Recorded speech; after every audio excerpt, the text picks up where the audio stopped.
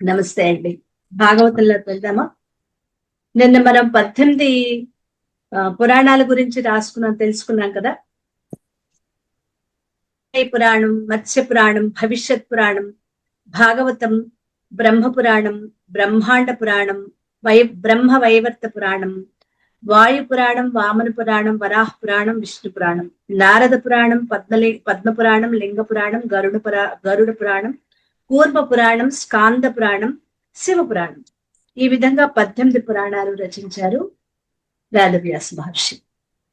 వ్యాసుని వల్ల భాగవతాన్ని విన్న సుఖమహర్షి శ్రీకృష్ణుని యందు భక్తి పెంపొందించుకున్నాడు. సుఖమహర్షి గొప్ప వైరాగ్యమూర్తి, అంతేకాకుండా ఆయన గొప్ప భక్తుడు, జ్ఞాని కూడా అని సూతుడు ముందుగా సుఖమహర్షిని స్మరించుకుని సౌనకాదిముని శ్రేష్ఠులకి భాగవత కథను వినిపిస్తున్నాడు. భాగవతులను స్మరించకుండా భాగవత గాథని చెప్పకూడదు, అలాగే వినకూడదు కూడా. అందుకే సూత మహర్షి పరమ భాగవతోత్తముడైన సుఖమహర్షిని స్మరించి భాగవతాన్ని ప్రారంభిస్తున్నారు. ఇందులో మొట్టమొదటిగా మనకి పరీక్షిత్ జననం. కురుక్షేత్ర సంగ్రామంలో మరణించిన వీరులంతా వీరస్వర్గాన్ని అలంకరించారు. భీమసేనుని గదాఘాతానికి దుర్యోధనుడు తొడలు విరిగి నేల కూలిపోయాడు. అప్పుడు అశ్వత్థామ దుర్యోధనికి సంతోషాన్ని కలిగించడానికి పాండవ పాంచాలులను వధించి గాని నేను శస్త్రాన్ని త్యజించను, పాండవ పాంచాలులను వధించి గాని నేను శస్త్రాన్ని త్యజించను అని ప్రతిజ్ఞ చేసి కృపాచార్యుడు, కృతవర్మ వాళ్ళిద్దరితో కలిసి, అంటే ముగ్గురు, పాండవ శిబిరాలకు వెళ్లి నిద్రిస్తున్న ద్రౌపది పుత్రుల శిరస్సులను ఖండించి క్రూర కర్మకి తెగించాడు. తన కుమారులు 5గురిని పసివారని చూడకుండా, నిద్రిస్తున్నారని కూడా పట్టించుకోకుండా అర్ధరాత్రి సమయంలో దుర్మార్గంగా అశ్వత్థామ తలలు కోసి చంపేశాడు అనే విషయం తెలిసి ద్రౌపది భోరున విలపిస్తూ శిబిరం వద్దకు వచ్చింది. అర్జునుడు అనేక విధాల ద్రౌపదిని ఓదార్చి, గురుపుత్రుడు అశ్వత్థామ ఏమాత్రం కరుణ లేకుండా బ్రాహ్మణుడై ఉండి కూడా అర్ధరాత్రి సమయంలో నిద్రిస్తున్న బాలుర్ని చంపి క్రూరంగా ప్రవర్తించాడు. నా గాంధీవ వినిర్ముక్త భయంకరమైన బాణాలతో అతడి శిరస్సును ఖండించి తెస్తాను. శిరస్సును కాళ్లతో తొక్కి ఇక్కడ నువ్వు జలకాలాడు అని రథాన్ని అధిరోహించి శ్రీకృష్ణుడు సారథిగా అశ్వత్థామను వెంబడించాడు అర్జునుడు. అంతకు ముందే భీమసేనుడు రథారూఢుడై వేగంగా అశ్వత్థామను వెంటాడుతూ అనుసరించాడు. శ్రీకృష్ణ భీమార్జునులను చూడగానే అశ్వత్థామ పై ప్రాణాలు పైనే ఎగిరిపోయినట్లయింది. వెంటనే తన ప్రాణ రక్షణ కోసం ప్రయోగం చేయడమే కాని ఉపసంహారం చేయటం తెలియని బ్రహ్మశిరోనామకాస్త్రాన్ని అపాండవైపోగాక అని ప్రయోగించాడు. ఆ గాబరాలో భయపడి భీముడికి అర్జునుడు, కృష్ణుడు వీళ్ళకి భయపడి ప్రయోగించడమే వచ్చుగాని ఉపసంహారం తెలియని బ్రహ్మశిరోనామకాస్త్రాన్ని అపాండవమైపోగాక అని ప్రయోగించాడు. ఆ అస్త్రం ప్రచండ తేజంతో దిక్కులంతా నిండి సర్వ ప్రాణులకు భయంకరమైనదిగా రావటాన్ని గ్రహించిన శ్రీకృష్ణుడు అర్జునుడితో అన్నాడు, నువ్వు కూడా ఆ అస్త్రం ఉపసంహరించబడాలనే ఆశయంతో బ్రహ్మశిరోనామకాస్త్రాన్ని ప్రయోగించు. నీకొచ్చు కదా, దాన్ని ప్రయోగం చెయ్యి. ఎందుకు? అది ఉపసంహరించబడాలి అనే భావనతో దాన్ని ప్రయోగించు అన్నాడు. అర్జునుడు అలాగేనని బ్రహ్మశిరోనామకాస్త్రాన్ని ప్రయోగించాడు. భూమి ఆకాశాల నుండి ఆ 2 అస్త్రాలు 2 అగ్నిహోత్రాల్లాగా ఒకదానితో ఒకటి పోరాడుతున్నాయి. 3 లోకాలు భయకంపితమవుతున్నాయి. యుగానికి అంచకాలం సమీపించిందా అని ప్రజలు అవసులై భయకంపితులవుతున్నారు. ఆ సమయంలో భయంకర ప్రళయం నుండి సమస్త ప్రజలను రక్షించడం కోసం ఈశ్వరుడు వ్యాసుడు అక్కడ ప్రత్యక్షమయ్యారు. వ్యాసుడు అశ్వత్థామను నిందించి నీ అస్త్రాన్ని ఉపసంహరించుకో అని ఆదేశించాడు. అప్పుడు అశ్వత్థామ అన్నాడు, నాకు ప్రయోగమే కాని ఉపసంహారం తెలియదు అని తన అసక్తతను చాటుకున్నాడు అశ్వత్థామ. అప్పుడు అర్జునుడితో వ్యాసుడు అన్నాడు, అర్జున నీ అస్త్రాన్ని ఉపసంహరించు అన్నాడు. వ్యాసుడు అంగీకరించాడు. తన అస్త్రాన్ని ఉపసంహరించుకున్నాడు. అప్పుడు వ్యాసుడు అశ్వత్థామతో, నీ అస్త్రాన్ని పాండవ గర్భాలపై మరలించు అనగానే అలాగే చేశాడు అశ్వత్థామ. అప్పుడు పాండవులలో అభిమన్యుని భార్య ఉత్తర మాత్రమే గర్భంతో ఉన్నది. ఆ గర్భాన్ని అస్త్రం బారి నుండి కాపాడుతానని, ఆ గర్భస్థ శిశువే ఈ భూమిని 60 సంవత్సరాలు పరిపాలిస్తారని ప్రకటించి శ్రీకృష్ణుడు ఇంతటి దుర్మార్గానికి పాల్పడిన ఈ నీచుడు అశ్వత్థామ 3000 సంవత్సరాలు జనసంచారం లేని చోట శరీరం అంతా వివిధ రోగాలతో ఘోరమైన బాధలు అనుభవిస్తూ జీవిస్తాడు అని శపించాడు. ఆ తర్వాత అర్జునుడు అశ్వత్థామను బంధించి శిబిరం వద్దకు తీసుకొచ్చి ద్రౌపది ఎదుట నిలబెట్టి, వీడిని ఏం చెయ్యమంటావో నువ్వే చెప్పు అన్నాడు ద్రౌపదితో. అప్పుడు ద్రౌపది అశ్వత్థామతో, గురుపుత్రుడు గురువుతో సమానం, అలాంటి నీవు ఏ మాత్రం దయలేకుండా నిద్రిస్తున్న పసివారిని తలలు తెగకోసి సంహరించవు. వారు నీ మీదకు ఆయుధాలతో యుద్ధానికి వచ్చారా? నీకేమైనా అపకారం చేశారా? అసలు యుద్ధరంగంలోనే ఉన్నారా వారు? అలాంటి వారిని దయలేకుండా సంహరించావే, నీకు చేతులు ఎలా వచ్చాయి అని పుత్ర శోకంతో నేను ఎలా కంటికి మెంటికి ఏకధారిగా దుఃఖిస్తున్నానో, నిన్ను ఇప్పుడు సంహరిస్తే నీ తల్లి కృప కూడా దుఃఖిస్తుంది. నాకు బిడ్డలు పోయినా భర్తలున్నారు, కానీ నీ తల్లి కృపి ఇప్పటికే భర్తను పోగొట్టుకుంది, ద్రోణాచార్యుణ్ణి. ఇప్పుడు కుమారుణ్ణి కూడా పోగొట్టుకుంటే ఆమె దుఃఖం వర్ణనాతీతం అవుతుంది. కాబట్టి ఇతన్ని వదిలేయండి అని ఎంతో కరుణతో అంది ద్రౌపది. ద్రౌపది ధర్మనిరతకు, దయా స్వభావానికి అందరూ ఆశ్చర్యపోతున్నారు. ద్రౌపదిని అనేక విధాలుగా ప్రశంసిస్తున్నారు. అయితే భీముడికి ఇది నచ్చలేదు.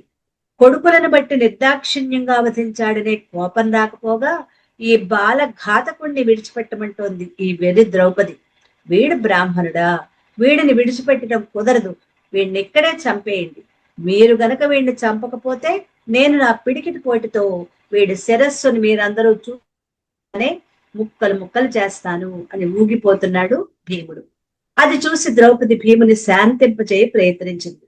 శ్రీకృష్ణుడు కూడా భీముడికి అడ్డు వచ్చి, ఈ అశ్వత్థామ శిశుహంతకుడు, దురాత్ముడు, ఆతతాయి కనుక చంపదగిన వాడే, కానీ బ్రాహ్మణ్ణి చంపకూడదని వేదం అంటోంది. వేద ధర్మాన్ని దృష్టిలో పెట్టుకుని వీడిని చంపకూడదు. వీడు చేసిన పనికి ఇంతకు ముందే ఘోరంగా నేను శపించాను. ఇప్పుడు వీడి శిరస్సుపై ఉన్న మణిని గ్రహించు అన్నాడు. దానితో ఇతని తేజస్సు, శక్తి నశించిపోతుంది అని శ్రీకృష్ణుడు సలహా ఇచ్చాడు. ద్రౌపది కూడా అదే సరియైన చర్య అని అంగీకరించింది. అప్పుడు అర్జునుడు కత్తి చేతబట్టి అశ్వత్థామ శిరోజాలను ఖండించి లోపల మెరుస్తున్న మణిని తొలగించి ద్రౌపది చేతికి ఇవ్వగా ద్రౌపది దానికి ధర్మజునికి ఇచ్చింది. దాన్ని ధరించిన ధర్మజుడు దివ్య తేజస్సుతో వెలుగొందాడు. అంత అర్జునుడు కట్టిన తాళ్లను విప్పి అశ్వత్థామను బతికి పొమ్మని శిబిరం నుండి బయటికి గెట్టేశాడు. అశ్వత్థామ సిగ్గుతో సంతాపంతో తన గర్వం అంతా నిర్మూలం కాగా అందరికీ నమస్కరించి వెళ్ళిపోయాడు. ఇప్పుడు ఉత్తరాగర్భాన్ని శ్రీకృష్ణుడు రక్షించటం. పాండవులకు సహాయంగా వచ్చిన శ్రీకృష్ణుడు కురుక్షేత్ర యుద్ధ భూమిలో పాండవులకు విజయాన్ని సాధించి పెట్టి ద్వారకకు ప్రయాణానికి సిద్ధమవుతున్నాడు. ఆ సమయంలో అభిమన్యుని భార్య ఉత్తర భయంకరంగా కేకలు వేసింది. అందరూ ఆ వైపు ఆందోళనగా చూశారు. అప్పుడు ఉత్తర శ్రీకృష్ణునితో, దేవదేవ, అశ్వత్థామ ప్రయోగించిన బ్రహ్మశిరోనామకాస్త్రం మంటలు గక్కుతూ నా గర్భంలో ఉన్న బిడ్డను కాల్చివేయాలని ఉగ్రంగా చూస్తోంది. ఆ భయంకర అస్త్రం నుండి నా బిడ్డను రక్షించడానికి నువ్వు తప్ప ఎవరికీ సాధ్యం కాదు. నీ పాద పద్మాలను శరణు వేడుకుంటున్నాను. మహాత్మా, నేను నీ చెల్లెలు సుభద్ర కోడలని. నీ మేనల్లుడు శత్రువుల చేతిలో హతుడయ్యాడు. ఇప్పుడు అస్త్రజ్వాలల నుండి శిశువు ప్రాణాలు రక్షించగలవాడు నీవే అని హృదయ విదారకంగా విలపిస్తూ ప్రార్థించింది. ఉత్తర దీనాలాపాలను విన్న శ్రీకృష్ణుడు అశ్వత్థామ వేసిన అస్త్రాన్ని అడ్డుకొనటానికి తన సుదర్శన చక్రాన్ని అడ్డువేశాడు. సూక్ష్మ రూపంలో శ్రీకృష్ణుడు చక్రాయుధంతో సహా ఉత్తర గర్భంలో ప్రవేశించి పాండవ వంశాంకురాన్ని కప్పి రక్షించాడు. ఆ గర్భస్థ శిశువు తనను రక్షించింది ఎవరా అని పరీక్షగా చూస్తున్నాడు. గర్భం నుండి బయటకు వచ్చిన తర్వాత సూతికా గృహంలో అందరూ చుట్టూ నిలిచారు. తనను గర్భంలో రక్షించిన మహాపురుషుడెవరు అని పరీక్షగా చూస్తున్నాడు. అందుకే ప్రతి ఒక్కళ్ళ ముఖంలోకి పరీక్షగా చూసేవాట పరీక్షిత్. అందుకే అతనికి పరీక్షిత్తు అని నామకరణం చేశారు. ఇలా గర్భంలో ఉండగానే భగవద్ దర్శనం, పుట్టగానే భగవద్ దర్శనం చేసుకున్న భక్తుడు మహాత్ముడు పరీక్షిత్తు. ఇది ఇక ద్వారకకు శ్రీకృష్ణుని ప్రయాణం. శ్రీకృష్ణుడు ద్వారకకి ప్రయాణం. ద్వారక చేరగానే శ్రీకృష్ణుడు మొదట తల్లులకు నమస్కరించారు. వారికి శ్రీకృష్ణుడు బాలగోపాలుడుగానే కనిపిస్తున్నాడు. ఇప్పుడు ద్వారకకు వెళ్తున్నాం అనమాట. అతడు కురుక్షేత్ర మహాయుద్ధాన్ని నడిపించిన సారథి కావచ్చు, గీతోపదేశం చేసిన జగద్గురువు కావచ్చు. తల్లులకు మాత్రం అతను పసిబిడ్డయే, బాలగోపాలుడే. వారిని సమీపించి నమస్కరించి వారి యోగక్షేమాలను అడిగి తెలుసుకోవడంతో వారి ఆనందానికి హద్దు లేదు. మనలో చాలా మందికి ఈ సూక్ష్మం తెలియదు. ఎందుకంటే ఎదగటం చాలా తేలికే, కానీ వదగటం మాత్రం చాలా కష్టం. చదువు పూర్తి చేసుకునే గొప్ప ఉద్యోగాన్ని, హోదాని పొందిన కొడుకు తల్లిదండ్రుల వద్దకు అతడు వచ్చినా, తల్లిదండ్రులే అతని వద్దకు వచ్చినా వారి హక్కును వదగలేకపోతున్నాడు. వారికి అతడు బిడ్డ కాలేకపోతున్నాడు. వారు అతనికి తల్లిదండ్రులు కాలేకపోతున్నారు. దానితో ఇద్దరికి అసంతృప్తి. అలా కాకుండా తమ హోదాలకు, అంతస్తులకు, వయస్సులకు అతీతంగా నిలబడ్డన్నాడు తాను ఎంత గొప్ప స్థితిలో ఉన్నా తాను తన తల్లిదండ్రులకి గొప్ప బిడ్డడు కాగలడు. బంధుమిత్రులకి సన్నిహితుడవుతాడు. సన్నివేశానికి తగినట్లు రూపు ధరించాలి. ఇక్కడ వ్యాసుడు ఈ సంఘటన ద్వారా అతడు ఎలా నడిచాడో చూడండి, మీరు అలా నడవటానికి ప్రయత్నించండి అని భాగవత మార్గాన్ని సన్నివేశాల రూపంలో ఉపదేశం చేస్తున్నాడు. ముందుగా పెద్దలకి తల్లిదండ్రులకి నమస్కారం చేయాలి అని ఇక్కడ మనం నేర్చుకునేది. శ్రీకృష్ణుడు అలా తల్లులను మరిపించి అవధులు లేని వారి ప్రేమను అనుభవించి వారి వద్ద సెలవు తీసుకుని భార్యల వద్దకు బయలుదేరాడు. ముందు తల్లిదండ్రులు, తర్వాత భార్యలు, ఇది వరుస. ఎదురుగా 16,108 గృహాలు. శ్రీకృష్ణుడు చాలా కాలం నుంచి దూరంగా ఉన్నాడు గనుక అందరూ విరహంతో ఉన్నారు. ఎవరింటికి ముందు వెళ్ళినా మిగతా వారికి బాధే కదా. అందుకే ఆయన 16,108 మూర్తులుగా రూపొందాడు. అన్ని తలుపులు ఒకేసారి తట్టాడు. తలుపులు తెరుచుకున్నాయి. నాథుడు తమ ఇంటికే ముందు వచ్చాడని వారు ఎవరికి వారు అనుకున్నారు. వారు అలా సంతోషించటం కంటే ఇంకేం కావాలి? ఎవరికి ఏ కబుర్లు ఇష్టమో అదే చెప్తున్నాడు. నేను వెళ్ళేటప్పుడు ఈ లేడి కూన చాలా చిన్నది కదా, ఇప్పుడు ఎంత పెద్దదైందో అనటంతో ఆమె పరవశించిపోయింది. ఆమెకు లేళ్ల పెంపకం అంటే ఇష్టం. ఒక భార్య, ఈ పూల తీగలు కొత్తగా తెప్పించావా? ఈ రెండు ఉండేటప్పటికి పెరటికి ఎంత అందం వచ్చింది, నీ టేస్ట్ చాలా గొప్పది అన్నాడు. ఆమె ఆనందంతో ఉబ్బి తబ్బిబ్బైపోయింది. ఆమెకి పూల తీగలంటే ప్రాణం. ఒక భార్య, ఈ చీరలు రెండు ఎక్కడి నుంచి తెప్పించావు? అబ్బో, నువ్వు కట్టుకుంటే ఈ చీరలకే అందం వస్తుంది. ఆమెకు చీరలంటే ఇష్టం. వేరొక భార్య, ఈ వజ్రాల హారం ఎప్పుడు తీసుకున్నావు? నీ సెలక్షనే, దీంతో నీకు కొత్త అందం వచ్చింది. ఆమెకు ఒళ్ళు తెలియని ఆనందం.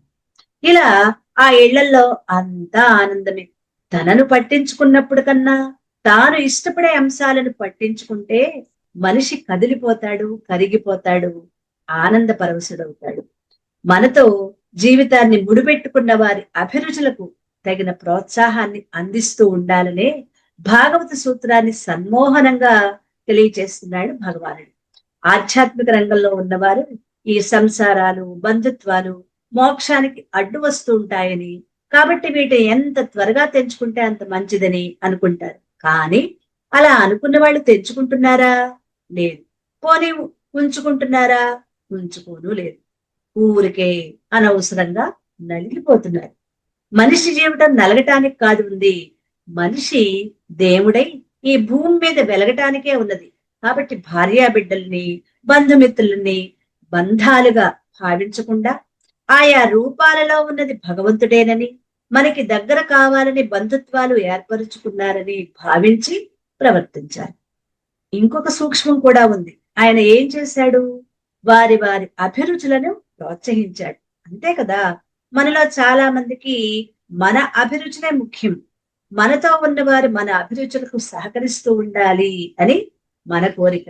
మరి ఎదుటి వారికి కూడా కొన్ని అభిరుచులు ఉంటాయి కదా, వారి అభిరుచులు కూడా మనం సహకరించాలని ఎందుకు అనిపించదు? ఎదుటి వారి అభిరుచులు మనకి తెలియాలంటే మనం మన పరిధిని దాటి వారితో కలిసిపోవాలి. మనం వారైపోవాలి. మనం కాదు, మనం వారైపోవాలి. అవి ఎప్పుడు సాధ్యమవుతుంది? ఎదుట వారితో అద్వైత స్థితిని సాధించినప్పుడే సాధ్యం. ఇది భాగవతము అంటే. ఇప్పుడు ధృతరాష్ట్రుని చరమదశ అయిపోయింది. ధృతరాష్ట్రుడు చివరి దశకు వచ్చాడు. మహాభారత యుద్ధం ముగిసింది. తన 100 మంది కుమారులు యుద్ధంలో మరణించారు. సర్వజన క్షయం జరిగింది. గాంధారి ధృతరాష్ట్రులు ధర్మరాజు పంచను చేరారు. భీముని ద్వారా సకల రాజధర్మాలు, భీష్ముని ద్వారా సకల రాజధర్మాలు, గృహస్థ ధర్మాలు, మోక్ష ధర్మాలు తెలుసుకున్న ధర్మరాజు ఆయా ధర్మాలకు అనుగుణంగా హస్తినాపురంలో రాజ్యపాలన సాగిస్తున్నాడు. చివరి క్షణాలలో భీష్ముడు అంపసైపోయి ఉండగా ధర్మరాజు తన తమ్ముళ్లతోటి కృష్ణుడితోటి వెళ్ళినప్పుడు ఆయన శాంతి పర్వం, అనుశాసన పర్వంలో అసలు రాజ్యాన్ని ఎలా పరిపాలించాలి, ప్రజల్ని ఎలా చూడాలి, సరిహద్దులు మొత్తం అంతా కూడా చాలా అద్భుతంగా ఉంటాయి. ఆ రెండు కూడా పెద్ద పర్వాలు. ఆ రెండింటిని వివరించి చెప్పాడు భీష్ముడు తన యొక్క అనుభవ జ్ఞానంతో ధర్మరాజుకి ఎలా పరిపాలించాలో అన్ని, ప్రతి చిన్న విషయాన్ని, రాజ్యంలో ఉన్నవి ప్రజలు ఒక్కొక్కళ్ళ యొక్క అంటే ఏ వర్గం వాళ్ళు, ప్రతి వర్గాన్ని తీసుకునేవాడు. ప్రతి చిన్న విషయాన్ని తీసుకుని వాటిని ఎలా సంరక్షణ చేయాలో ధర్మరాజుకి ఎంతో ఉన్నతంగా చెప్పాడు భీష్ముడు. ఆ ధర్మ సూక్ష్మాలు, మోక్ష ధర్మాలు, గృహస్థ ధర్మాలు, రాజధర్మాలు ఇవన్నీ చెప్పాడు భీష్ముడు. ధర్మరాజు ఆయా ధర్మాలకు అనుగుణంగా హస్తినాపురంలో రాజ్య పరిపాలన సాగిస్తున్నాడు.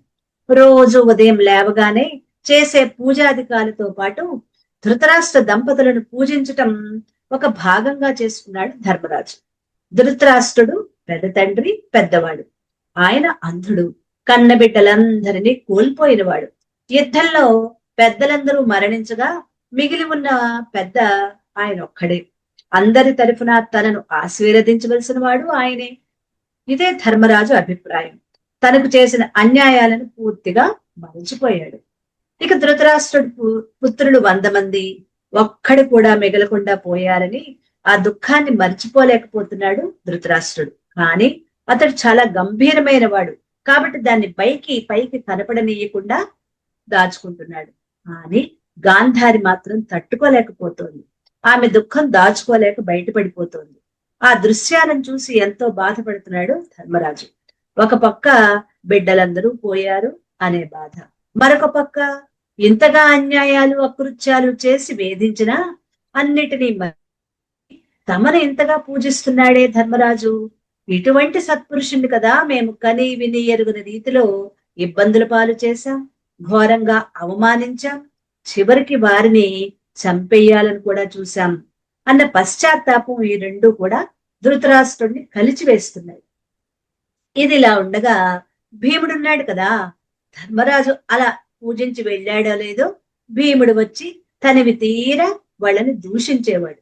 ధృతరాష్ట్రుడు వినేటట్లుగా ఈ గుడ్డివాడు నిజంగా గుడ్డివాడే, తన కొడుకులు ఎలాంటి వాళ్ళో గ్రహించలేనంతటి గుడ్డివాడు, ఏది ధర్మమో ఏది అధర్మమో చూడలేనంతటి గుడ్డివాడు.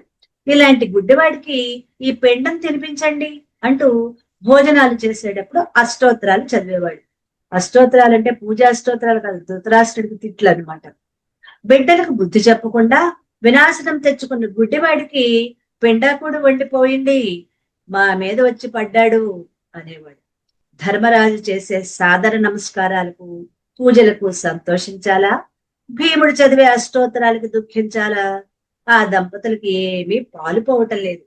ఎంతో చాకచక్యంగా బయటపడకుండా చేసిన పాపాలకు చెప్పుకోలేక దుఃఖాలు అనుభవిస్తున్నాడు ధృతరాష్ట్రుడు.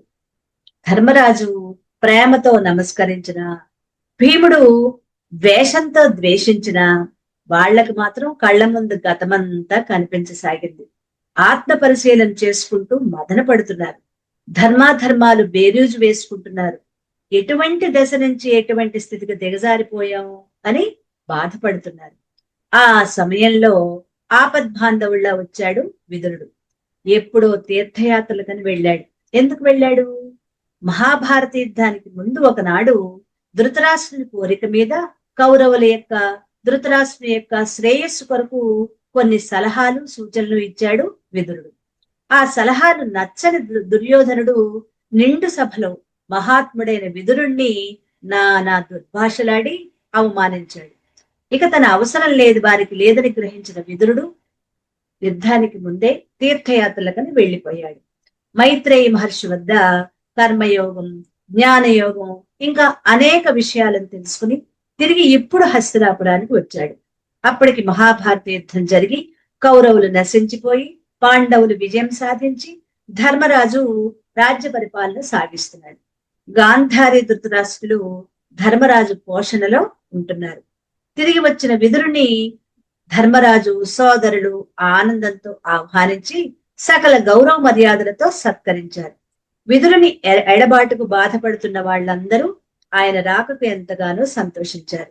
ఆయన దర్శించిన క్షేత్రాలు, తీర్థాలు, స్థలాలు అన్నిటినీ అడిగి తెలుసుకున్నారు. విదురుడు అక్కడే ఉండి మారుతున్న కాలగతిని గ్రహించి గాంధారి ధృతరాష్ట్రుల శ్రేయో మార్గాన్ని చెప్పాలి అనుకున్నాడు. అన్నావదులను చూస్తూ పరిస్థితి అర్థం చేసుకున్నాడు విదురుడు. విదురుడు సాక్షాత్తు యమధర్మరాజే మూర్తి భవించిన ధర్మమే విదురుడు. మాండవ్యముని శాపం వల్ల యమధర్మరాజు భూలోకంలో దాసీపుత్రుడైన విదురుడుగా జన్మించాడు. సకల ధర్మాలు తెలిసిన ధర్మవేత్త, శ్రీకృష్ణుని భక్తుడు. అతనికి జీవుల యొక్క మృత్యుకాలం తెలుసు. అన్నా వదినలకు శ్రేయస్సును చెప్పాలని ఒకనాడు గాంధారి ధృతరాష్ట్రుల వద్దకు వచ్చి ఇలా చెప్తున్నాడు. అన్నా, ఇంకా ఇక్కడే ఉండాలనుకుంటున్నారా? ఎలా ఉండబుద్ధి అవుతోంది అన్నయ్య నీకు? కాలం సమీపిస్తున్నా ఇంకా నీలో జ్ఞానం కలగటం లేదు. మన కోసం కాలం ఆగుతుందా? మనిషి తన సుఖ సంతోషాలకై ప్రయత్నిస్తూ ఉంటాడు. ఆ ప్రయత్నంలో ఉండగానే కాలానికి వసుడై దేహాన్ని వదిలిపెట్టి వెళ్ళిపోతాడు. కాలం ఎప్పుడు ఎవరిని కనికరించదు. కనికరిస్తే మరి ఈ సృష్టి నడవదు కదా. మనం ఆలస్యం చేస్తున్నామని కాలం ఆలస్యం చెయ్యదు కదా. ఎప్పటికైనా మేలుకో. నీ పరిస్థితి తలుచుకుంటే నీకెలా ఉందో కాని నేను మాత్రం తట్టుకోలేకపోతున్నాను. అన్నా, పుట్టుగుడ్డివి, వృద్ధుడివి, భోగాలకు అలవాటు పడ్డవాడివి. ఇప్పుడు వాటికి అవకాశం లేదు. నీ వాళ్ళు ఒక్కరు కూడా మిగలకుండా అందరూ పోయారు. ఇంకా నీకంటూ ఏం మిగిలింది? ఏం మిగిలిందని ఇంకా మీ భార్యాభర్తలిద్దరూ ఈ పంచెను పట్టుకుని వేలాడుతున్నారు. బాగున్న రోజుల్లో పాండవులను నీ పంచెను ఉంచుకోవటానికి నీకు ప్రాణం ఒప్పలేదు. కాలం ఎంత విచిత్రమైందో చూడు. ఇప్పుడు నీవు వాళ్ళ పంచెన పడి వాళ్ళు పెట్టింది తిని బతకాల్సిన పరిస్థితి వచ్చింది. నీకెలా ఉండబుద్ధి అవుతోందన్నయ్య? గతాన్ని ఒక్కసారి తలుచుకో. పాండవులను ఎన్ని పాటలు పెట్టావో గుర్తుందా? లక్క ఇంట్లో పెట్టి తగలబెట్టాలనుకున్నావు. అర్ధరాజ్యంగా ఖాండవ ప్రస్థం అనే అరణ్యాన్ని ఇచ్చి పంపించావు. రాజసూయంతో వారు వైభవంగా ఉంటే జూదానికి నన్నే పంపించి వాళ్ళని పిలిపించావు. శకుని చేత మాయాజూదం ఆడించావు. పాండవుల భార్యను నీ కొడుకులు పరాభవిస్తుంటే ఏమీ తెలియనట్లు కూర్చున్నావు. అది కుదరకపోయేప్పటికీ వారిని అరణ్య అజ్ఞాతవాసాలకి నువ్వే పంపించావు. నీ కొడుకులు భీమునికి విషాన్నాన్ని తినిపించి పాములచే కనిపించి చిన్నప్పుడే గంగలో తోయించారు. చివరికి వారి రాజ్యభాగాన్ని వారికి ఇవ్వటానికి ససేమిరా ఇవ్వనన్నావు. శ్రీకృష్ణుడే వచ్చి చెప్పినా వగలిపోయావే కాని రాజ్యభాగం మాత్రం ఇవ్వనన్నావు. రాజ్యం లేకుండా, యుద్ధం లేకుండా వాళ్ళని భిక్షాటం చేసుకుని బతకమని సంజయుడి చేత రాయబారం నడిపావు. నీ కొడుకు యుద్ధం కావాలన్నాడు. ఏం జరిగింది? యుద్ధంలో నీ కొడుకులు 100 మందితో పాటు అనేక దేశాల రాజులు, రాజపుత్రులు, వీరులు, సైనికులు సర్వం నాశనమైపోయారు. ఇప్పుడు ఇంత జరిగిన తర్వాత వారి పోషణలో నువ్వుంటున్నావు. నీకెలా ఉండబుద్ధి అవుతోందన్నయ్యా? అన్నం ఎలా సహిస్తోంది? ఈ భీముడు మాట్లాడే మాటలు నీకు వినిపిస్తూనే ఉన్నాయి కదా. రోజు నువ్వు అన్నం తినబోతూ ఉంటే అతను తిట్టకుండా తిట్టిపోస్తున్నాడు. అయినా నీకేమీ అనిపించటం లేదా? అన్నయ్య, ఇంకేం చేద్దామని ఇక్కడ ఉంటున్నావు? బిడ్డల్ని కనాలా? మనవల్ని చూడాలా? దాన ధర్మాలు చెయ్యాలా? అలా చెయ్యాలంటే నీదంటూ ఏమీ లేదు కదా ఇక్కడ. లే, ఇప్పటికైనా నీ దేహాభిమానాన్ని వదిలిపెట్టు. జరిగిన దానికి పశ్చాత్తాపం చెందు. క్షమించమని ఆ దైవాన్ని నోరారా అడుగు. ఆయన ఇచ్చిన ఈ దేహాన్ని ఆయనకి అప్పగించి ధన్యత పొందు. పద పోదాం. రాజైన వాడు యుద్ధంలో అయినా పోవాలి, లేదా అరణ్యాల్లో తపస్సు చేసుకుంటూ అయినా పోవాలి. ఇలా దిక్కులేని చావు చావకూడదు. పద, అరణ్యాల వెంట పోదాం అన్నాడు విదురుడు. ఈ మాటలు విన్నాడు ధృతరాష్ట్రుడు. ఇప్పుడు విదురుని మాటలు ఎంతో బాగున్నాయి అతనికి. తమ్ముడా, ఎంత మంచి పని చేశావు. సమయానికి వచ్చి నన్ను మేల్కొల్పావు. నా కర్తవ్యాన్ని నాకు తెలియజేశావు. నీ రుణం ఎలా తీర్చుకోను అనుకుంటూ ఒక్కసారి తనలోకి తాను చూసుకున్నాడు. తనను తాను గూర్చి సమీక్ష చేసుకున్నాడు. అవును, ఈ విదురుడు మొదటి నుంచి నా మేలు కోరినవాడే. మొదటి నుంచి ప్రతి విషయంలో అన్నా, ఇది మంచి, ఇది చెడు, ఇది ధర్మం, ఇది అధర్మం, ఇలా చెయ్యి, అలా చేయవద్దు అని చెప్తూ వస్తున్నవాడే. మరి అప్పుడెప్పుడు అతని మాటలు నాకు రుచించలేదు, వినాలని కూడా అనిపించలేదు. విన్నట్లు నేను నటించాను. నిజంగా అతడు చెప్పిన ప్రకారం నేను చేసి ఉంటే ఇప్పుడు అనుకునే ఏం లాభం? ఆనాడు బుద్ధి వక్ర మార్గం పట్టింది. నా మేలు కోరి చెప్పేవారి మాటలన్నీ పెడచెవిన పెట్టి నాకు తోచినట్టలా చేసుకుంటూ వచ్చాను. ప్రతి కర్మకు ఒక ఫలితం ఉంటుంది కదా. నేను చేసిన కర్మకు ఫలితం ఇప్పుడు అనుభవానికి వచ్చింది. ఆ కర్మానుభవం చాలా గొప్పది. హితుల మాట విన్నవాడు అదృష్టవంతుడు. నాలాగా చేతులు కాలిన తర్వాత ఆకులు పట్టుకునే దైన్యం తప్పుతుంది అలాంటి వాళ్ళకి. నాలాంటి వాళ్ళకి బుద్ధి చెప్పడానికే ఈ కర్మానుభవం ఉన్నది. దేవుడి భాష చాలా చిత్రంగా ఉంటుంది. మొదట పెద్దల నోటితో చెప్పిస్తాడు, వినకపోతే ఇలా కర్మఫలాల రూపంలో పుటం పెట్టి వినిపిస్తాడు. ఇప్పుడు మనిషి వెనక చేస్తాడా? ఏం చేస్తాడు? చచ్చినట్లు వింటాడు. ఆహా, ఈ కర్మఫలం నాలాంటి గుడ్డివాడికి కూడా వెలుగు చూపిస్తోంది. ఈ విదురుడు ఎంత మంచివాడు, వినిపించుకోలేదు కదా అని నన్ను విడిచిపెట్టలేదు. తిరిగి వచ్చి, అన్నా, ఇప్పటికైనా మేలుకో అంటున్నాడు. నాలాంటి దుష్టుణ్ణి కూడా ప్రేమించగలిగిన ఇతడి హృదయం ఎంత గొప్పది. విదురుణ్ణి ప్రత్యక్షంగా నా కొడుకు అవమానించాడు, పరోక్షంగా నేను అవమానించాను. అయినా నాపై కోపం లేదు, నా మంచినే కోరుతున్నాడు. కర్మ ఫలితం అనుభవానికి వస్తున్న ఈ దశలో విదురుడు రావటం ఎంత మంచిదైంది. ఈ దశలో వచ్చాడు కనుకనే అతడి మాటలు నాలో నాటుకుంటున్నాయి. వ్యవసాయదారుడు అదును చూసి విత్తనాలు చల్లినట్లుగా ఉన్నది ఈ వ్యవహారం. తమ్ముడు, నీవు ఇది వరకు ఎన్నో మార్లు నా మేలు కోరే మాటలనే విత్తనాలను నా హృదయం అనే భూమిలో చల్లావు. కానీ అవి మొలకెత్తలేదు. ఎందుకంటే నా హృదయం అనే భూమి ఊసర క్షేత్రంగా మారింది. ఊసర క్షేత్రం అంటే అది చౌడు భూమి అంటారు. బీడు భూమి, చౌడు భూమి అంటారు. చౌడు భూమిలో ఏం పండవు. ఆ మట్టి అసలు దేనికి పనికిరాదనమాట. అదే ఊసర క్షేత్రం అంటారు. అప్పుడు నీవు విసిగిపోకుండా అదును వచ్చే వరకు ఆగి ఇప్పుడు మళ్ళీ చల్లావు. నీ కృషి ఇప్పుడు వృధా పోలేదు. ఇన్నాళ్ల నీ సత్కర్మకు ఫలితంగా నీ అన్న ఇప్పుడు మేలుకున్నాడు. చూసావా మన ఇద్దరి కథ. నువ్వు కర్మను బట్టి వాళ్ళు ఫలితాన్ని అనుభవిస్తున్నాం కదా అనుకుంటూ ధృతరాష్ట్రుడు వనాలకు బయలుదేరటానికి, ఎవరి కర్మని బట్టి వాడి ఫలితాన్ని అనుభవిస్తున్నాం కదా అనుకుంటూ ధృతరాష్ట్రుడు వనాలకు బయలుదేరటానికి సిద్ధమయ్యాడు. ఈ ఘట్టం మనకి ఏం చెప్తోంది? ఇది కూడా మనం చెప్పుకుందాం. వీడు చెడిపోయాడని కాని, మీ మాటలు వినలేదని కాని ఎవరిని వదిలిపెట్టకండి. మీ మాటలు విననందువల్ల వడ్డీతో సహా పుటం పెట్టడానికి అతడి కర్మ ఫలితం కాచుకుని ఉంటుంది. పుటం పెడుతున్న వేళ మళ్ళీ మీ మాటలు అతడికి అవసరమవుతాయి. అప్పుడు అతన్ని సేద తీర్చండి, అతడికి దారి చూపండి, సన్మార్గాన్ని చూపించండి. భాగవత మార్గాన నడిచే వారికి ఇది ప్రధాన సూత్రం. ఈ సూత్రాన్ని అలవరుచుకుంటే మన జన్మ కర్మలు దివ్యమైనవి అవుతాయి. తోటి జీవుల పట్ల మైత్రి, కరుణలు కలిగి ఉంటే అద్వేష్ట సర్వభూతానం అని 12వ అధ్యాయంలో 13వ శ్లోకంలో చెప్పినట్లుగా భగవానుని వాక్యం అనుభవంలోకి తెచ్చుకున్న వాళ్ళం అవుతాం. ఈ ఘట్టంలో విదురుని పాత్ర ఈ ఉపదేశానికి ఒక ఉదాహరణ, మానవ జాతికి ఒక ఆదర్శం. తాను గాంధారి ధృతరాష్ట్రుడు, విదురుడు వారితో పాటు కుంతీదేవి వనాలకు వెళ్ళారు. గాంధారి ధృతరాష్ట్రులు వనాలకు వెళ్లిపోయినందుకు ధర్మరాజు ఎంతో బాధపడుతున్నాడు. కొద్ది కాలం తర్వాత తుంబురంతో కలిసి నారదుడు వచ్చాడు.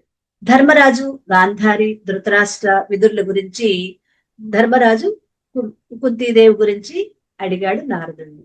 ధర్మనందన, వృద్ధులు, అంధులు, నిస్సహాయులు అయిన గాంధారి, ధృతరాష్ట్రులు నీ పోషణ సంరక్షణకు దూరమై ఎక్కడున్నారు, ఎలాంటి కష్టాలు అనుభవిస్తున్నారు అని కదా నీవు శోకిస్తున్నావు.